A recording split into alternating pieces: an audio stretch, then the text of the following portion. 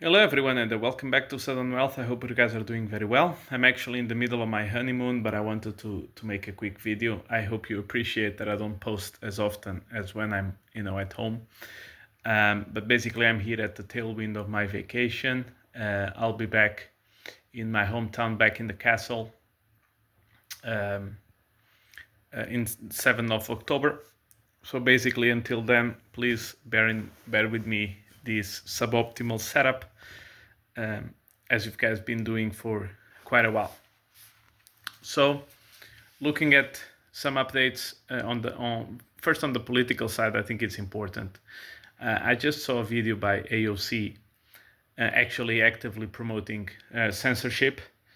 She calls it spread of misinformation needs to be contained. This is always the same.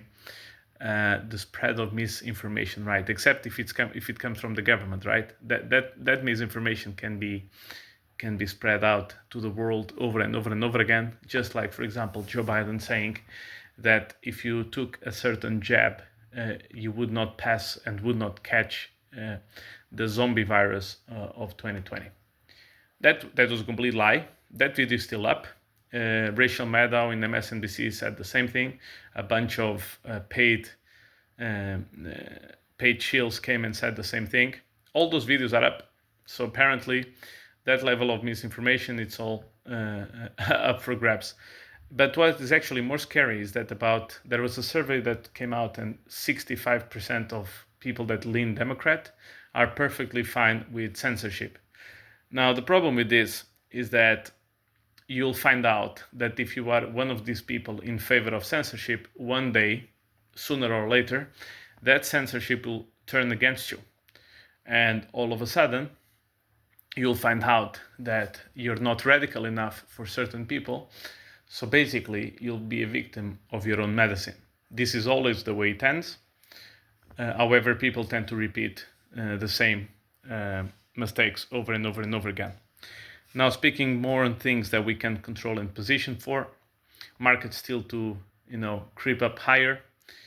Bonds which sold off after the rate cuts, like in a buy the rumor sell the news event, kind of stabilized. This is important.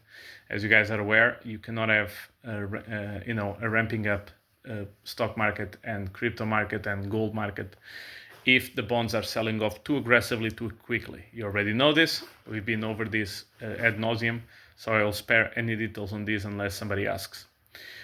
By the way, I will be revealing my coins at the moment once I'm back, at least outside of my honeymoon, and I will say my average price. Over time, I've mentioned this many times of all my coins, but I do appreciate that. You don't watch every single video that I put out, so maybe you don't remember. I think everybody knows that my retirement coins are PULSECHAIN, PulseX, Hedron, and Icosa, both on Ethereum and PulseChain. I think you know this. And then I have the lottery tickets like MAT, PulsePot, PDI, Andy, HOPPY, Bird Dog I don't have anymore. I got a nice 14x out of that, and I'm out. Then Pikamoon I'm also out, but I do plan to come in a little bit later. I think when we enter the GameFi season, I think we are not close to it yet. Just to name a few, I need to really check if I'm missing any of these coins.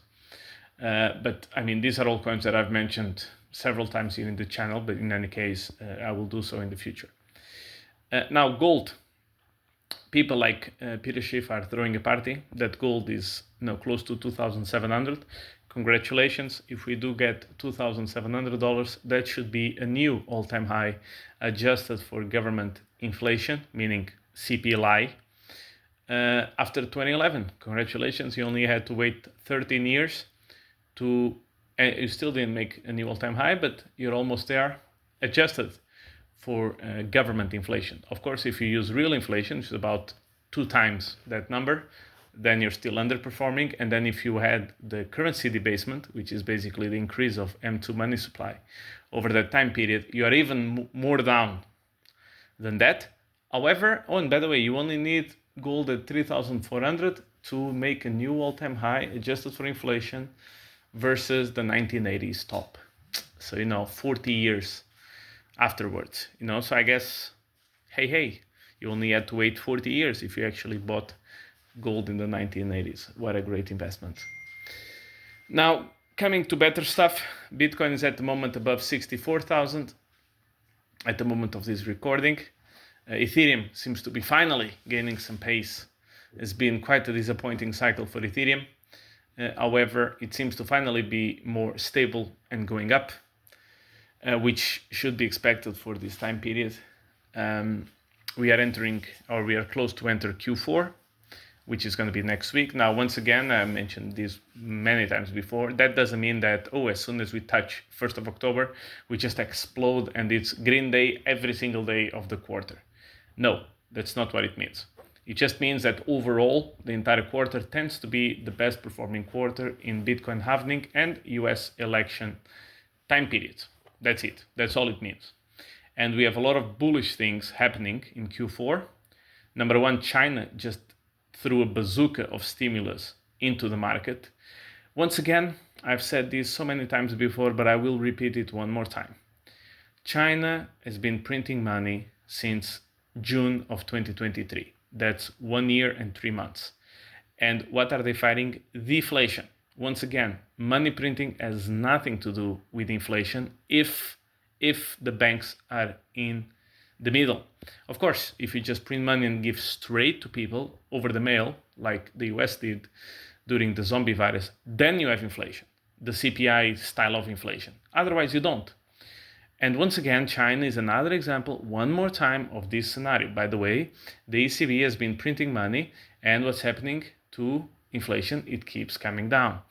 The UK is printing money. What's happening to inflation? It keeps coming down. Canada is lowering rates and printing money. What's happening to inflation? It's still coming down. On the CPI side, not the asset prices, on the CPI side. So I hope that once and for all, now this is very clear to everyone.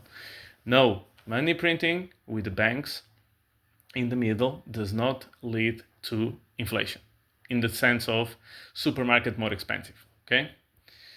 Then in terms of other coins, I wanted to give an example with Andy because I think that's a perfect example. Andy on Ethereum, right? So Andy on Ethereum so I got in at 1.5 million market cap. It went to 320 million at the top. Then it corrected like everything else. And I've mentioned here in the channel so many times that a coin during the bull market can retrace 70, 75%, even 85%. Now, how much is 85% how much is an 85% correction from $320 million? That is about $48, $49 million. What was the bottom for Andy? $48, $49 million. I mean, you really cannot make this up.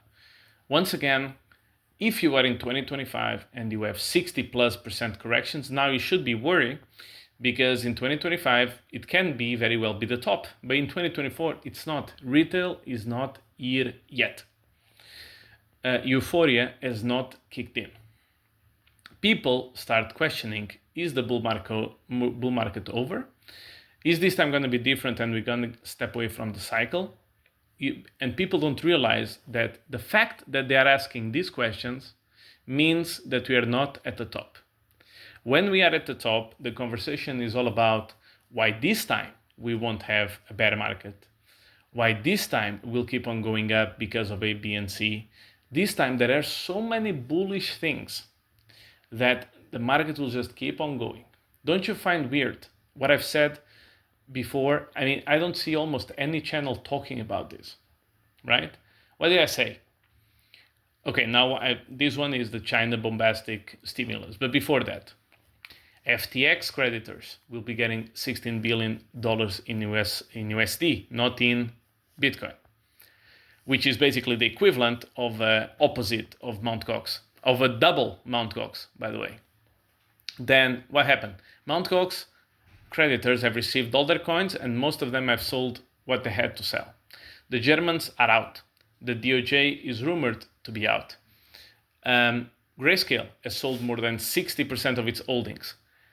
Basically, you're running out of sellers very quickly. and the price is still fairly high, which means that when the price goes up, they can no longer harm the price because they can no longer sell, because they no longer have coins to sell. See, this is the point. This is where people get it confused. When people say, oh my God, they are selling. Yeah, that's great. Because if they sell now, then they cannot sell when it's 200,000 Bitcoin. See what I mean? But once again, people need to learn the hard way. I hope that these things become clear and clear and clear over time. I mean, I think if you listen to channels like mine, I think you'll do very well. Channels that don't sell you anything. Channels that just, even a couple of weeks ago, we were at extreme fear. And people say, oh, do you think, the sentiment's really bad? Do you think we're going to get it? And I say, look, we have so many bullish things coming, but the price has still not caught up with the fundamentals. So the fundamentals are in place before the price rises. The price rises is a consequence of the fundamentals, but people don't care. People care about when the green candles come. That's the key. That's to them, they confuse that with fundamentals. No, the fundamentals set up the possibility for price to go up. That's it. So it's the other way around. Once again, people tend to get these backwards. And this is why most people get annihilated. I mean, I've seen people, I'm in the Andy Telegram, right? I've seen people, buying at 300 million, selling at 50 million, buying at 120 million, selling at 80 million. I mean, one after the other. I mean, it is what it is. I mean, they just don't understand. They don't get it. For example, when I was here talking about PULSECHAIN, with close to all-time lows, and even at all-time lows, I was talking about PULSECHAIN when the SEC was targeting it, right? At the worst possible times in terms of chart performance, I was talking about it. So when I think it does, 100x or 150x, by the way, this is not financial advice. This is my opinion. I think I'm still entitled in this freaking world to have an opinion. If it goes up 150-fold, 200-fold, then people will like it. But what they fail to realize is that it's the same PULSECHAIN. I'll give you another example. Bitcoin 64,000, Bitcoin 48,000 during the Japanese debacle in August 5th, right? What's the difference? No difference. It's the same Bitcoin, does the same. It's the same properties, it's the same number, it's the same everything. Why do people like it more now? Because it's at a higher price. So it costs them more to acquire it. That's it. It's the complete opposite. It's the same Bitcoin, does the same thing, nothing has changed.